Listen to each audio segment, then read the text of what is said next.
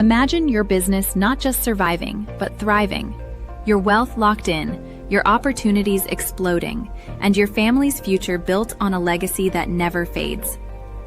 I'm Leah Garcia, a financial strategist and insurance professional. I help entrepreneurs and high-growth enterprises protect, distribute, and transfer their wealth through my proven system, the Wall of Wealth. I unite your experts into one cohesive strategy, because the most expensive line on your balance sheet isn't debt or taxes, it's conflicting advice. Ready to align every dollar with your mission and turn today's success into tomorrow's divine promise. Wealth today, dynasty tomorrow. And we are live. Welcome to Wealthy Wednesday. Today is going to be incredible. I have been looking forward to this conversation for many, many months. It seems like almost years because I've been having this conversation kind of in my own head. I heard him speak on another podcast with our Queen Leslie Flowers about this upcoming book. And I immediately messaged him. I said, I need to have you on. We'd had previous events together, and I absolutely love this topic. Our topic today is Beyond the Mask. His new book, The Mask, is coming out in July, but we're going to talk about Beyond the Mask and the hidden truths that shape our future in finance. And you know me, I'm all about the finance. I'm all about the money. I'm telling you, today's going to be dynamic. It might be copious note-taking time, but I would say that this will be one you're going to want to watch over again. You're going to want to get his book because he's going to drop so many golden nuggets and gold bars that it takes us a minute to digest. So he's actually a leader, a speaker, an advocate of truth. He's a personal growth. And what he does is he challenges conventional thinking and bridges deeper understanding for us to seek truth over the noise, right? Through the noise. Please give it up for my incredible guest speaker, the one and only Dr. Steve. Welcome to Wealthy Wednesday. It's great to have you here. I appreciate your time. I love your work, and I'm very excited about this collaboration today. You know, Leah, I appreciate you having me on. I even wore green for money today, but you're dropping these gold nuggets, and I don't have any gold shirts. I don't want to be shine that bright. But thank you for having me on the show. I really enjoy talking about ways that we can help other people, and that's what you do with your Wealthy Wednesday knowledge, is that you're helping people to not feel financially stuck. Absolutely. And really the mask, what I've studied so far, putting this in the perspective of money, it's like a beautiful, peanut butter and jelly. It absolutely goes together. And I'm going to ask you to write another book about the mask and how it is with finance. But let's kick us off here. So what is this mask? What are we talking about? I know a lot of people think about like the movie The Mask, which I love that movie. Jim Carrey is so brilliant. That movie is just so beautifully done, and I just absolutely love it. But what are we talking about here when we're saying the mask? You know, when I thought about my journey, the book I revamped that came out yesterday, and then I wrote piece by piece, my experience of a blended Mosaic family, because we're changing the name blended to Mosaic. It just makes more sense. Oftentimes, Leah, we feel like we're broken or things of that nature. And that's where I got the idea of being a mosaic, because we still have light that shines through us, even though we feel like we're dark because of the moments that we're living in. And so when you think about the family mask, that's the book title, we tend to imagine family as a place of belonging, right? But the quiet truth is that it's a lived experience. And what happens is the family is the first system where belonging is negotiated and not given. So think about it in these terms. A family does not simply raise a child. It organizes itself around emotional survival. So every system, whether stable or chaotic, it tries to move to a balance. Not always healthy balance, but it's a familiar balance. And so when tension enters that system, where does it go? It's got to go somewhere. So when needs are unmet, they don't just disappear, they're redistributed in our mind and body. So when you think about, this concept, it's what happens in Vegas stays in Vegas type episode. And so when you think about that term, oftentimes I grew up in a family that was faith based. We would argue and we get out of the car in the church parking lot. Okay, everybody put your happy face on. We don't want anybody know what's happening here. That's that family mass that's being created. Yeah, that's so deep. And I don't know if someone can tell me. I want to welcome a few people who joined us. I'm getting some static when you're speaking, Dr. Steve. So I don't know if that's just on my end. I want to welcome Lee and Stop. Thank you for joining us. Great to see you here. Appreciate you. And of course, my good friend Coral from across the pond. I adore this woman. We had an incredible conversation. She is actually a counselor for Christian-based families and women especially. So if you're looking for that support and your faith-based person, definitely reach out to her. She's somebody that I absolutely trust, and she would definitely be able to guide you. And then I think I see my good friend Meryl. Also great to see you. She's our cheerleader here on LinkedIn. We appreciate you so much. So while you're double checking your sound here, I do want to ask you some questions because this is really personal for me. When we talk about finances, we talk about the math, we talk about money. My precious grandson is 7 years old, and so he's right at the age where I heard you talk about that. That's where we kind of have formulated some things about what we've been taught about. And we start to not be quite so moldable, I guess, at that time, right? We're starting to formulate our ideas and our identity. And so if we've got children that are in that age, what are some things that you think people have kind of, maybe they could rethink of when they're raising their young children when it comes to money? Maybe what are some things that maybe we could think about or restructure, reformulate? Because I love that you are flipping the script all the time. I absolutely love that.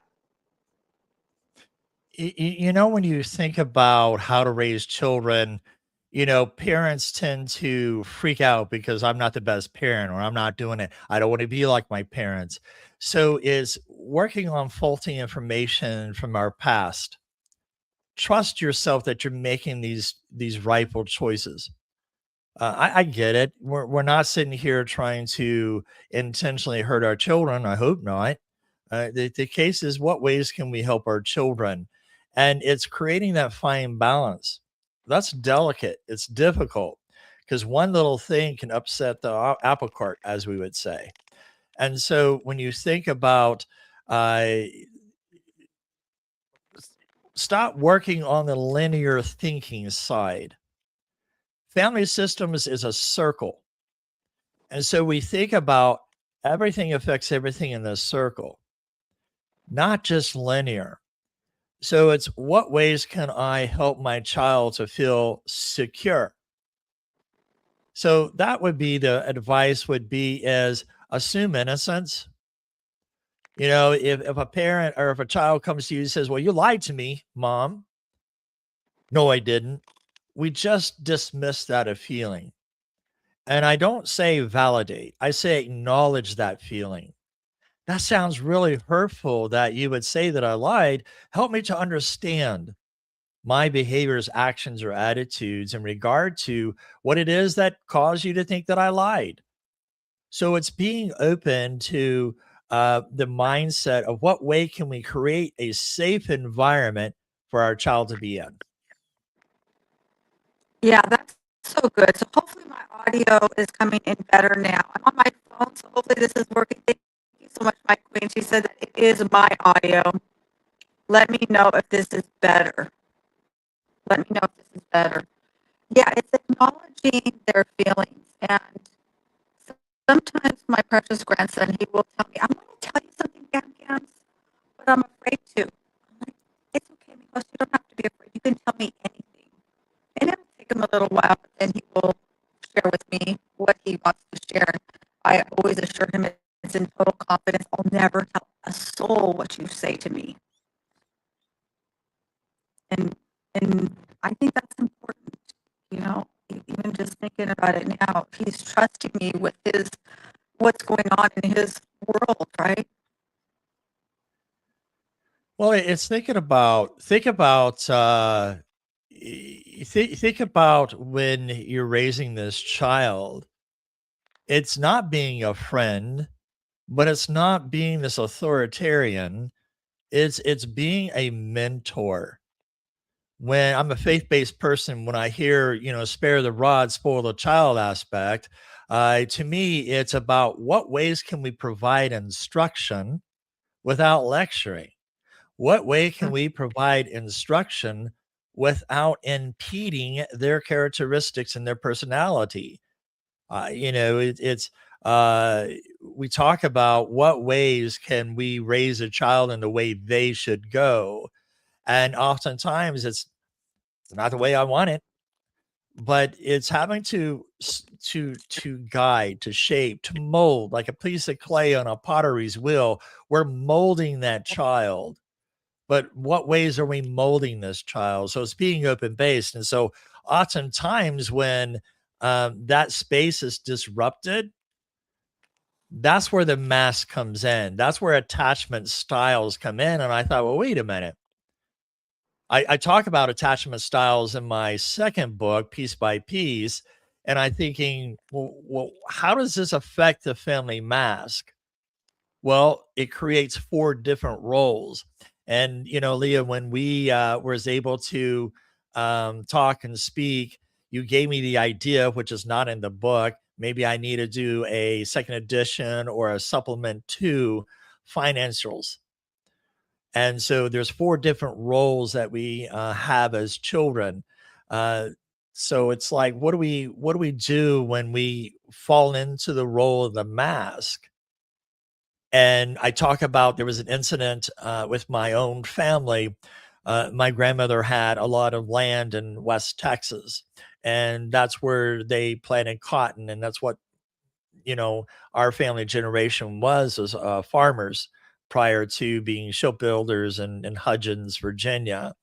And so when you think about the aspect of here's my grandmother that has land, she's got 5 children. And I remember in Thanksgiving that I'm hearing the children, her children, my father and his sisters and a brother arguing over who's going to get the land. And I'm like, she's not even dead yet. You're trying to put her in the grave. And I became the peacemaker. And that's where I learned that how do these roles in the family mask, because I had the mask of peacemaker. And it became a survival tool for me, which is also the attachment style of anxious connection, anxious attachment style, because anxiousness has the connection of inconsistency in parenting. So the 4 roles that we get into, Leah, would you like for me to go into that? Yes, I definitely would love for you to go into that. And then I have some questions. If nobody else has a question, I definitely have questions. I think this is a deeply profound topic, and it's something that we're going to deal with through our lives in many different cycles. But yeah, talk about those different levels. And what I'm going to do is when I'm talking, I'm actually going to turn my camera off. Let me know if my audio is better this way. It Christy, I is. see that it is. Okay, so I'm going to do it this way. So when I talk, I'm going to turn the camera off so that you can hear me. And then that way, hopefully we get a better audio. So yes, please tell us the 4, is it 4 or 5? There's 4 roles 4 that I roles. Yeah, found tell us the that 4 are roles. similar to that are similar to the attachment style. So when I wrote The Family Mask, I lived in Japan, and I remember the kabuki theater that the Japanese would wear masks to express their emotion, because emotions what change according to how we feel or what we're experiencing in the moment. So I created the book like a play. And so you open the book and here's this, looks like this act one, act two, and this feature of a watermark mask that sits there on the table of contents to help you to feel like we're in a play. But what I'm wanting you to do is look at, you're one of the actors within this play, and you find yourself within the book as, who do you play? And in these four roles, I talk about a way to, you need a stage to understand yourself, because it's not because life is a performance, right? It's it's because the meaning often requires perspective, and the stage gives form to what feels chaotic. It slows down, it names it, it lets people see what they've been living without realizing it. And so the Family Mask book, I'm not asking the reader to perform. It asks to finally notice the role that you've been performing all along. I'm probably one of the few therapists that says, you know, don't lay or don't get rid of this mask. I'm just saying, what ways can we get rid of this survival tool that causes us not to be authentic with ourselves and with others? Because it's easy to hide behind the mask. Think about a computer. How easy is a computer a mask? And it's easy for us to say whatever we want to say behind a computer because nobody's fact checking, sort of speak. We are now, but that's that's a different segment of a story. But I don't want to chase that rabbit. And so when you think about these four roles, think about the scapegoat. Um, Leah, did you want to chime in?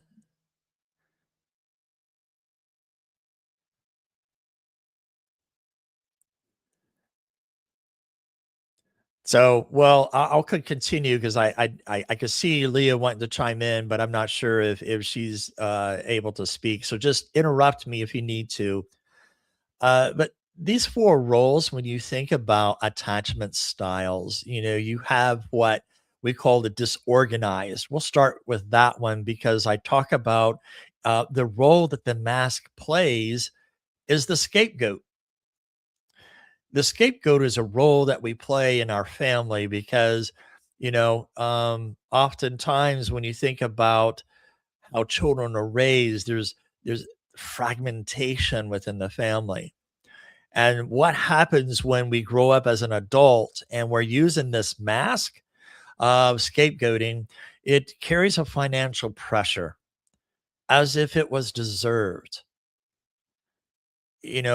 Scapegoats struggle with instability, impulsive spending, or cycles of loss. And it's not from irresponsibility alone, but it's an internalized belief that they're going to be blamed anyway. So money becomes another arena where shame is expected. So consistency feels foreign to them. The second one is the peacemaker. And that's where I recognize where I shared earlier today was that the peacemaker has this ancient connection. It's inconsistency caregiving. So, for example, I never bonded with my mother, my biological mother. My father had gone to Asia, Thailand during the Vietnam War. And so that created an inconsistent environment because my primary caretaker left. And so you're always anxious about what's going to happen. So when it comes to the peacemaker role, you think about when it comes to financially, they use money to maintain harmony. They often avoid financial conflict. They overgive or they sacrifice personal needs to keep others comfortable. So we buy gifts, so to speak. We love to spend. So I want to be able to this, but you know, they say yes to expenses, even though they cannot afford, just to keep the tension down. So for them, for a peacemaker, if you recognize this, financial boundaries feel like relational threats. The third one is what I associate with secure attachment. This is where a healthy balance came into play. Both parents were there. They were nurturing, they were giving. There was a fine balance in the family. And when you think about a secure attachment, they have flexibility. And in this flexibility, the role that I discussed with the mask is the responsible one. So they approach money with control and vigilance, budgets carefully. They plan ahead and often carry the financial weight for others, and stability for them becomes identity. Beneath that discipline is anxiety. They fear that if they let go even slightly, everything will fall apart. So they learned how to be secure and being responsible. The last one to mention, Leah, would be the invisible one. And that's what we call the avoidant attachment. Dismissed. They ask for little, they expect for little. They minimize financial presence. They spend little, ask for nothing. They avoid drawing attention to needs or desires. They may under earn, under ask, or remain silent in financial decisions. And money becomes something to stay small around rather than something to engage with. It's just not that they're managing the money; they manage the meaning to that's attached to it. So when you think about these roles that we're playing in, and I'm trying to keep the family mass simple because I think sometimes in therapy world we overcomplicate situations that it can often make someone feel guilty or more shamed because of where they're at. And I just rather be simple in the complexity of the family mask. And we talk about that. But Leah, see, we get stuck in the how. I did it to myself, right? How gets us stuck. We get brain freezes. We paralyze our thoughts. But if we ask what, so, Leah, what are some ways that maybe financially people can work with their different roles or attachment styles? Do you have any suggestions?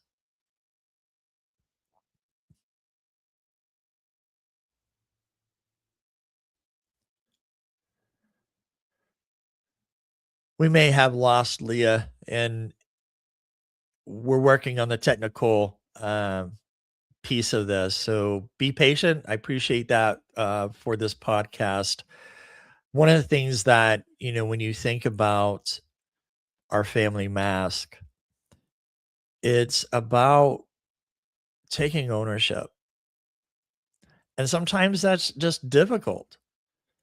And we could say, in the complexity of the role of the family mask, we're conditioned. Think about behavior being imprinted. It's like that goose I think it's Dr. Lorenz that found out that a gooseling, when it opens its eyes, it imprints and says, okay, this human being is my mama now. And it'll follow and do things that are that way. And that's imprinting.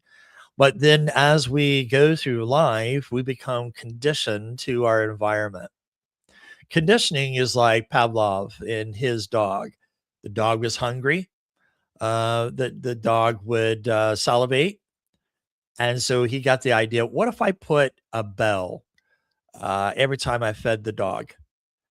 And when you feed the dog, ring the bell, and then all of a sudden he takes the food away, rings the bell, the dog still salivates. That's conditioning.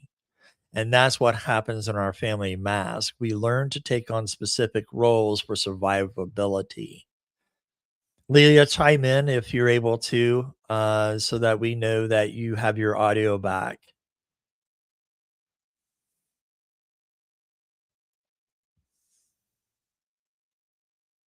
So I know Leah's having some technical difficulties, and we do apologize to the viewers and listeners of this podcast that, life happens. And like I explained to her, being military, I learned to adapt and overcome. and being able to work with managing anxiety. So, what ways do we manage anxiety? It's what version are we talking to ourselves in? When you think about what is our voice that we speak in? Oftentimes, that's our inner child. We could be critical, we could be judgmental. Well, where did that child learn it from? And that's the roles. This is the financial things that come into play when we think about um, ways that we can work through deception. We think that the mask is deception, but it's not. It's the ways that we adapted to our environment. And when you think about the mask forms with authenticity, it no longer feels safe. But somewhere in that emotional architecture of family, that child learns what? Certain emotions create tension, certain needs create rejection, and certain truths threaten that belonging. And so what happens is our childlike nervous system begins to reorganize itself around survival rather than honesty. And what emerges is not a false self, it's a what? A manipulative sense of self. It carefully constructed the identity designed to preserve attachment, reduce that conflict, or even maintain acceptance. And so the family mask helps you to understand these roles and what we're in. Um, you know, those who are viewing, thank you very much. If you want to pop a question into the chat, I'm viewing this live. I'd be happy to answer any kind of questions and any kind of opportunity. Leah, we're hoping that you're able to pop back in and be able to chime in.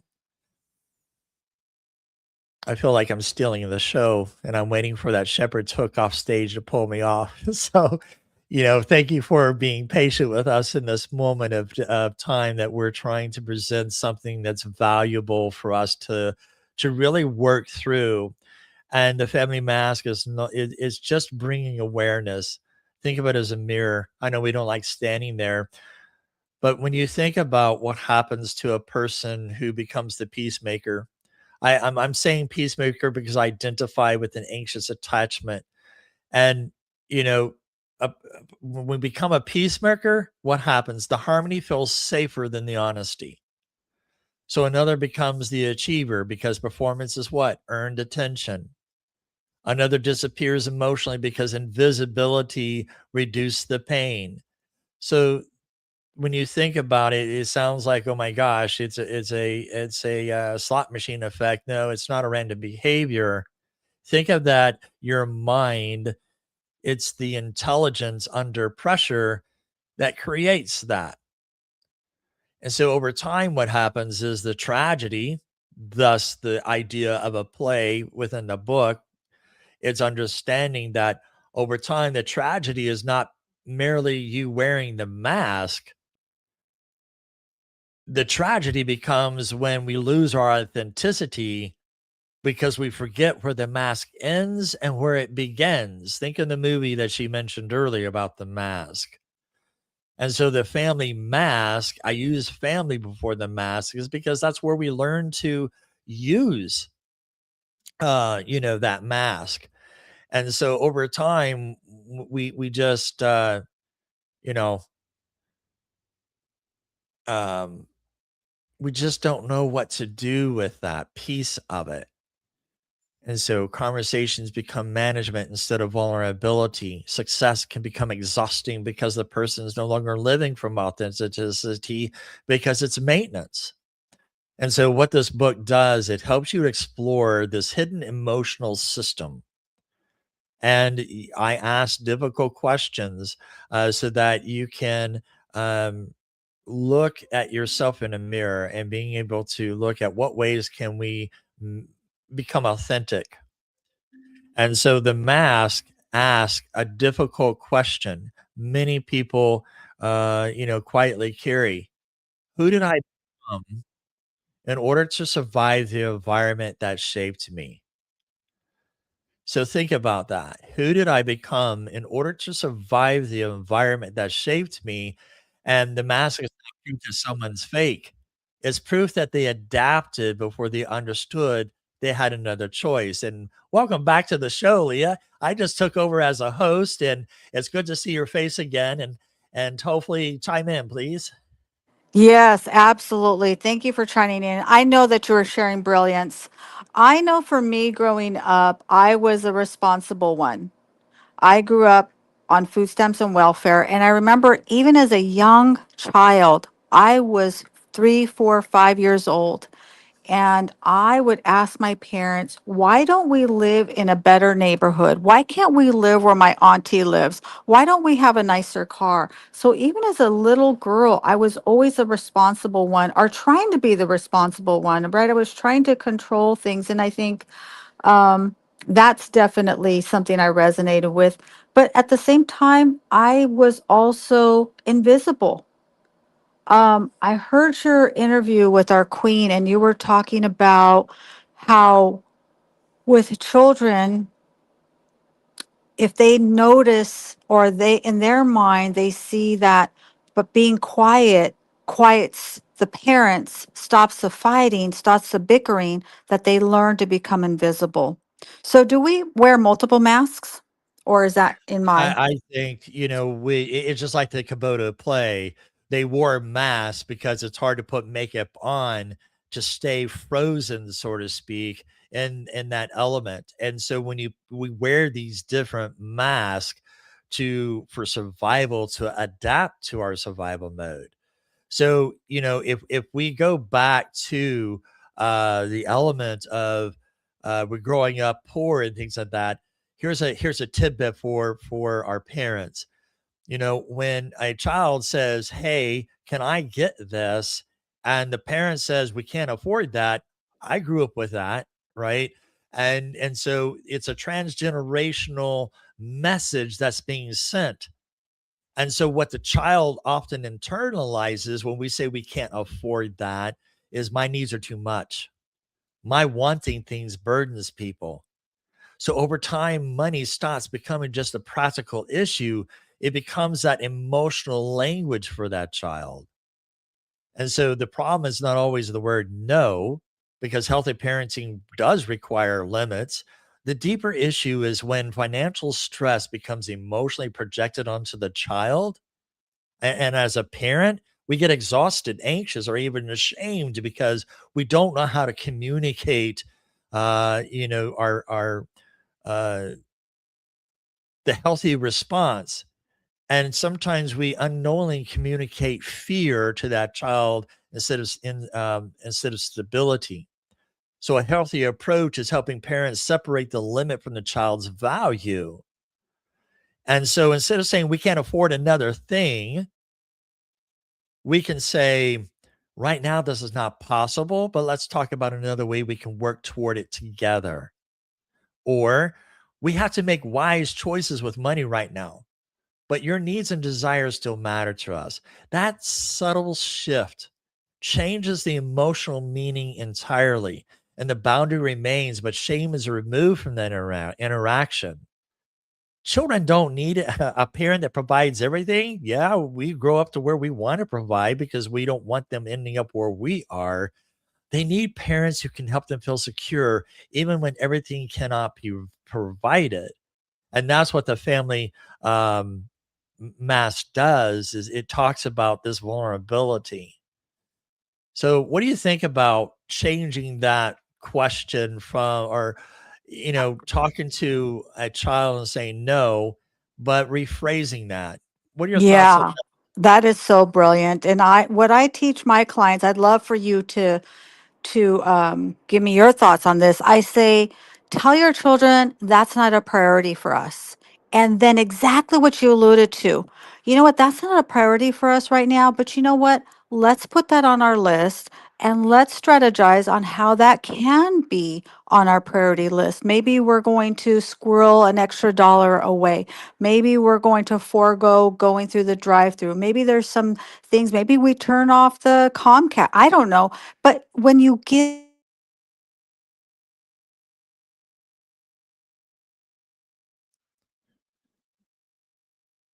We lost your voice, Leah.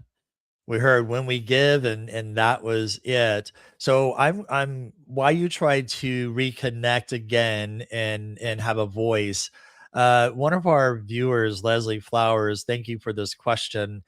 She asks, are the masks also interchangeable with concept of persona and identity? I'm gonna word this cautiously, because there's an important distinction that makes the family mask psychologically richer than simply calling them personas or identities. Leslie, you work in psychology, so we know what Carl Jung described the persona as, the mask worn to adapt socially, professionally, or culturally.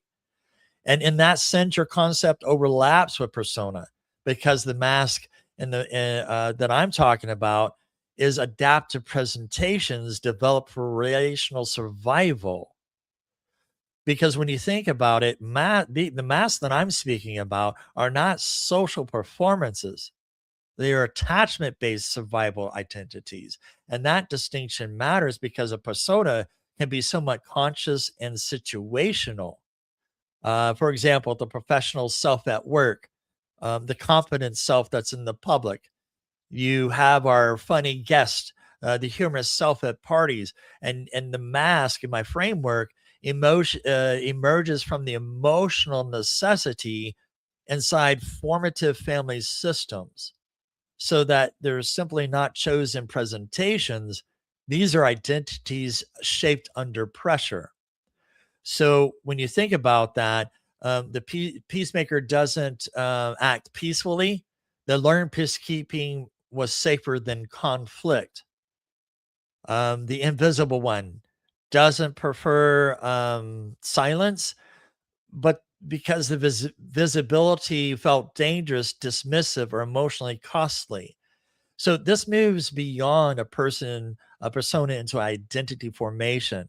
And for me, the deeper clinical insight is that its repeated survival roles eventually becomes internalized identities. And the child that first performs that role externally, they focus on that self concept. I must keep everyone calm. I don't matter. So eventually, that the mask no longer feels like a mask, it feels like yourself. And when I find in my clinical experience with my clients, this is where I see a lot of my individuals become trapped because oftentimes they no longer recognize the difference between who they are, who they became to survive, and who they were never allowed to become. And so I'm not just simply discussing personality types. I'm just describing how relational environments shape identity architecture so that the mask becomes the bridge between attachment wounds and adult functioning. So I'm hoping that you can look at persona as a social presentation. The mask is survival adaptation, and the identity is the self-constructed around repeated adaptation. So I hope that answers your question. And as one of my the viewers are saying on here, that is deep, and I am a deep thinker, and I don't know how to bubble up to the surface. Sometimes I just try to, as Leah and I talked, it's what ways that we can survive and adapt. And Leah, although I can't hear you posted a question, so thank you for that. Leah's asking, how does that translate when we're adults? How do we handle our money? Think of it this way: money is really just about money, right? When you think about money as an exchange to obtain something, so it could be a bargaining chip sometimes, well, if I'm good, mom, can I do this? So there's an exchange, right? So is that money that I'm buying some time from mom, or am I exchanging? So that's why I say money is rarely just about money. And that's one of the illusions adulthood teaches us to hide behind. People believe financial behaviors emerge primarily from like intelligence or discipline or the math skills. But when you really pull back the onion layers, beneath most financial patterns is an emotional story that began long before that first paycheck arrived. And Leah, if you want to chime in on that and say, hey, can I get an amen on my corner there? That's what I kind of look at in that perspective, that adults often spend, save, avoid, hoard, whatever you want to call it, to a financially collapse according to the emotional identity the nervous system learned in childhood. Because as children, we learn to adapt first. The adult finances later reveal that um, um, the adaptation. So, in other words, a person raised in emotional unpredictability may not experience money as security. And so they experience it as a temporary relief from fear. Another one who's been criticized may attach worth to attachment and income, turning money into proof of value. Maybe that could be like a CEO. They were raised around criticism, so they attach attention. And I'm not saying this and that all CEOs are like this. Okay, I'm just trying to give an example, and that's where these masks become profoundly visible in adulthood. When you think about the responsible one, the secure attachment, often becomes financially hypervigilant. Budgets become emotional armor. Financial mistakes feel disproportionately threatening because they awaken old fears of instability or criticism. But the peacemaker uses money relationally rather than practically. Codependent behavior. I don't want my person to leave. So, what I'm going to do, I'm going to buy you gifts. I'm going to buy time so that I can have quality time. And yes, Leah, some people give to their own detriment. And when you think about that, it's impactful, because what's fascinating clinically to me is that adults believe they're making rational financial decisions. I did, while actually responding to an emotional memory network. And so I didn't, growing up, have the concept of money because I heard from my parents, we can't afford that. But I go to work for my grandpa, working in his garden. Here he is, give me $50. And I'm like, I don't know what to do with it. I would go spend it. And I always heard you got a hole in your pocket to spend. And so we don't have the concept. And so when you think about what actually happens to the emotional memory network, a late fee may not just feel inconvenient. It's childhood shame. A spouse asking about spending. It may not feel like a discussion. It feels like an interrogation. Financial setback may not feel temporary. It's a personal failure. This is why financial conversation in marriages often become emotionally explosive. And that is my forte, is the doctorate in family. And when you think about couples, they think about arguing about numbers while actually colliding through survival identities.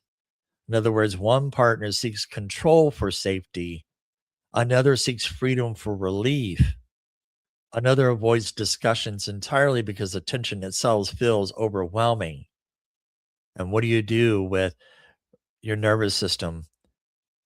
That's where addiction can come in, because I need to go gamble. So I need to feel safe. I need to be able to feel like I have some type of control. And I'm fearful that I'm losing money. So I'm going to spend money. So financial and health and emotional security are not always the same thing. And so, Leah, for you and your Wealthy Wednesday, healing financially is not merely learning budgeting skills. It's learning to separate present reality from old emotional conditioning. It's the recognizing when the adult bank account is still being emotionally governed by the frightened child within the family system, because eventually the question is no longer what do I do? What do I do with my money? That question becomes what story about myself comes alive when money enters the room? And I think if we approach it that way, it creates an awakening within, uh, to try to figure out what is actually happening. Am I emotionally spending like I emotionally eat when I'm bored? Am I bored because I was a latchkey kid and I needed to find something? It's interesting because I went to the Broken Arrow Police Citizens Academy and learned what the police officers go through. And it's fascinating when you step inside another role and try to understand from their perspective, because social media likes to skew what's really the factual things that are happening. I look at how an officer goes and confronts somebody in domestic violence. It's not what we see on TV most of the time because it's filtered out. So what we need to do is learn not to be so reactive. It's about what ways can I be proactive. Oftentimes, I hear my clients say, "Well, I've got to control. I got to control my money. I got to control this. I got to control that." And I think about it as a firefighter that slides down the pole, gets in the fire truck, and goes to the house that's on fire and tries to control it. And that's a knee jerk reaction to try to put something out that's already out of control. But what if we start working as a society about what ways can we manage? When I think about manage, I think about a forest firefighter being proactive, creates these fire trenches, these breaches, clears out this dead debris. Think about the debris in a forest with unresolved things that's in our mind that hold, living rent free. And so when you think about that piece, it's are we controlling or are we managing? And when it comes to our finances, it's learning what child area are we in? What role are we portraying so that we can be financially secure in what we do and not make financially decisions by a controlling factor, a reactivity. Because when we do that, it's like carrying your cash out in the wind. The wind blows and it blows it all out of your hand. Now you panic. Now what do you do? Lee, are you back with us again?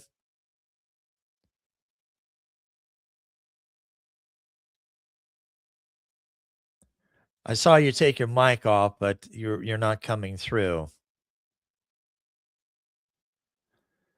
All right. While she tries to adjust, we'll continue. Does anybody have any comments or questions that you know um, they want to share so that we can work through that? I do appreciate Brenda for saying being proactive is always better than being reactive everywhere, work, school, home, school life. Uh, you know, um, when we think about where we are, it's about can we face ourselves in the mirror?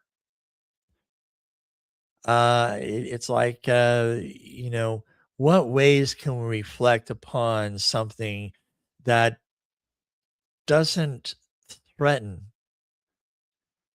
And another comment was made, I never stopped to consider how my identity role affects how I handle my finances.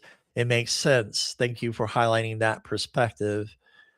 Um, Thank you, Leslie, for recognizing the distinctions and yes, when you think about where we go, and you're right, Jay, it's hard to say no. And Leslie, you're right, it's a fear of poverty, but it's time for us to be able to work through who we are as a person.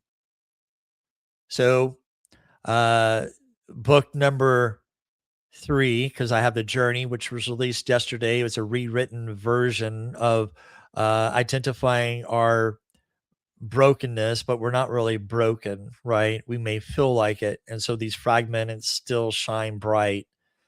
Piece by Piece was about how do we start over with a new family when we feel like the first family is being destroyed.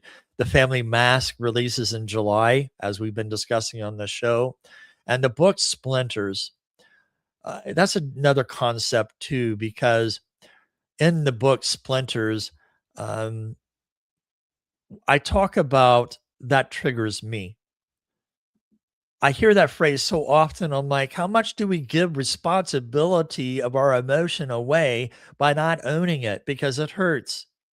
Of course, a splinter hurts when it goes in, it hurts when it comes back out. But over time, we either have a callus because we didn't pull it out, still there, or we are pulling out this splinter. So when I think about trigger, we're giving away. Are you back, Leah? Can you hear me? Hey, all right. Welcome back to. Oh, yay. This is great. Oh my gosh, you are dropping so many golden nuggets. I just absolutely love I mean, and you're incredible. Look at you. You can have the whole show without me. You don't even need me. But I love the participation by the audience as well.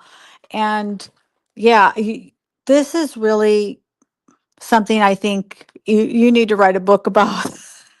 The mask and money. So, what about the people who are currently struggling with their finances? And probably maybe all of us are in some form or fashion, but maybe the people that are overspending, or they, every time they get some money, something happens. I say it's that mirror reflecting, but I would love to know what you say about that. When you think about struggle, I use this illustration when in therapy, when I know I hear enabling behavior, and I say, here's this butterfly that's struggling to come out of its cocoon, and I'm going to give you a pair of scissors. What are you going to do? Are you going to leave it and watch it struggle and maybe die? Or do you want to cut it open and help? And majority of the people say I want to cut it open and help it out because we don't like what? Pain. We don't like seeing hurt. We don't like seeing struggling. And so we tend to avoid and look at our society. We avoid struggling. So we call out people's names or we shut them off because that's a form of control. I want to punish you because I want to silence you and I don't want to be. And so when we struggle instead of throwing rocks, let's use these struggles, right? That doesn't need that immediate correction. Maybe we just need dignity. I love that. And that is, to me, that's the lesson. And I'm not saying that we shouldn't help each other, but I think that sometimes we're so quick to help one another that we forget the lesson, the gold, the treasure is at the end of that struggle. We are forged through the fire. However, the majority of us don't ever want to go through that fire. We don't ever want to struggle. We don't ever want to see our kids struggle and learn to do something. My precious grandson did a showed a heifer like in it's not 4-H, but it's before 4-H, Yeah. and he really struggled with it. He did the first year he's done it. This is his fourth year. He's 7. The first year he cried before he went out on stage, but he mustered it up and he went through it. This past year, he told me, Gam Gams, I don't want to show a heifer. I said, well, you know what? Sometimes we've got to do some things that we don't want to do because I believe you're going to learn a lot from doing this. And it was still his choice, but he made the decision to go ahead and go through with it, and he won an honorable mention. He was so proud. But if I had not allowed him, or his parent had not allowed him to go through that struggle, you don't get the treasure. We help that butterfly, if we cut him out of the chrysalis, guess what happens? They'll never fly. Well, you're right, and what I want to remind us is that survival seasons distort perception. So when we live under that prolonged pressure, our brain narrows into that threat management, and creativity shrinks. Hope becomes harder to access. Emotional reactions intensify, and so our decisions become reactive, not because the person is weak, but because chronic stress changes how humans function. And so you think that we carry this belief, if I were smarter, if I was stronger, if I was more disciplined, more faithful, whatever, I would not be here. And that's where compassion matters. Can we give people compassion? I'm not talking about pity, not enabling or empty positivity or shallowness. I'm talking about the kind that says you're not your worst season. You're not the number in your bank account. Struggling doesn't mean that you're broken. Needing help does not make you weak. And sometimes, how often, like we're climbing up the hill, that we need permission to breathe again before we can rebuild. And oftentimes, that compassion, if we allow that other person to breathe, I mean, I remember walking up there in California. I mean, you got the mountains when you're out there, and you got huh, I just had a brain fog, the national park with the sequoia trees. I'm walking down to go see the sequoia trees, Yosemite? and yeah, Yosemite, thank you. Uh, and I'm going downhill, great. But going uphill, I felt ashamed because I'm going uphill at a 90 incline climb, so to speak. It's not 90 degrees, it's impossible, but the high 80% that's there, and I'm a huffing a puffing, not because I'm out of shape, but because the oxygen was different. And so can we give ourselves permission when we get into a situation like that to be at peace with not only ourselves but with other people? And so what we need to hear is that survival seasons are chapters, not identities. For example, trees look dead in winter, their roots are still developing underground. And if we can help them to, I need to face this honestly because the shame says I'm the problem. The other traps people in paralysis. And so, what we need to hear is you're carrying more than people realize, and your value did not disappear because life became heavy.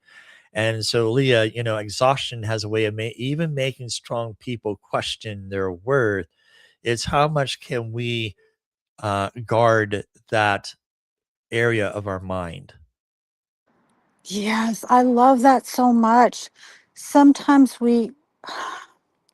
it's because we love them, we want to help, but it's to what is the detriment. If Mm, I learned this with my precious grandson, if I don't allow him to struggle, he'll never have the confidence of the things that he can do if he struggles with it. And those little things that I do with my kids, like they're struggling to tie their shoes, so I just tie their shoes for them. They're struggling to do something, so I'll just do it for them. It's quicker, it's easier. I'm being a good mom. But I was taking away their ability to learn that things are struggling, things are hard. And guess what? I always tell them, you're champions, and champions do hard things, mijo.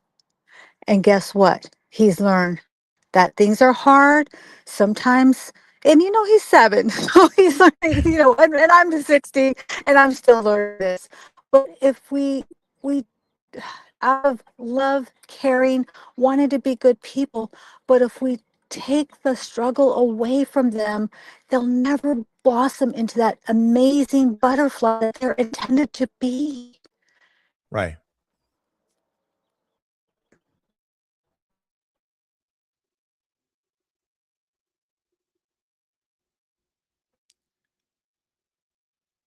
Leah, I know we get about 57 seconds left, and I think you cut out that last second. So we lost her. I'm obligated to kind of help Leah out here. We do appreciate your time on a Wealthy Wednesday of Leah Garcia show, and we thank you for attending. Thank you for your support of both of our networking. I do have my own podcast as well. Be ready for the Family Mask to be released back in July. and the other two books are out. It's just called the Mosaic Family series, and it's on Amazon. So, Leah, thank you so much for that opportunity.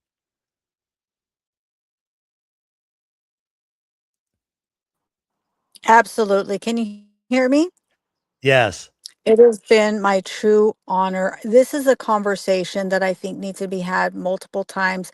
I'm going to I'm going to respectfully humbly ask you to write the book. The about the money mask. It's really a natural progression. I know you've got many, many books on your mind, and I'm hopefully this one can be edged up. I think it's really, really a deep conversation. So many people are struggling with their finances, and they think that it's because it's that thing that didn't go right. It's because of the Mhm. mortgage company or it's because of their boss, but really it's the mirror that reflects back. There's something within us, and I say within us because we're all in progress. I'm never talking at you. I'm always there with you.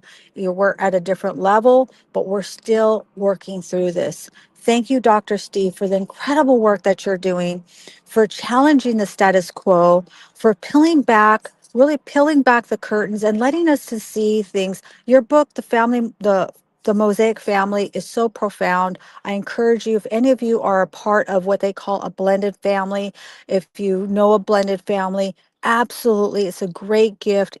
It's more like, I would say, an instruction manual. You can kind of flip through it and see where you need to be. Definitely highly recommend it. And thank you so much, Dr. Steve. I appreciate you. I honor you. And you're such a treasure. Thank you. How can people reach you? How can people get in touch with you?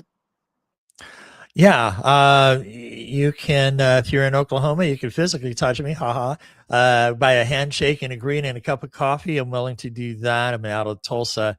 Otherwise, you can go to www.drsteveh.com. I am trying the process of revamping that website, but a lot of my work can be found there, what I'm doing currently. So www.drsteveh.com. Awesome. I thank you so much. And thank you so much to my incredible audience for being so patient. I love all of you. Thank you, Team Live. You're amazing. I just appreciate you so much. And if you're Team Replay, I adore you so much. This show is about bringing awareness, about all of us learning and growing. And if you would like to be a guest speaker, I would love to chat with you. I'm always looking for guest speakers. You have a unique message, you have something you'd love to share, you've got something coming up that you want support on. I love to chat with you. I love my no pitch coffee chats.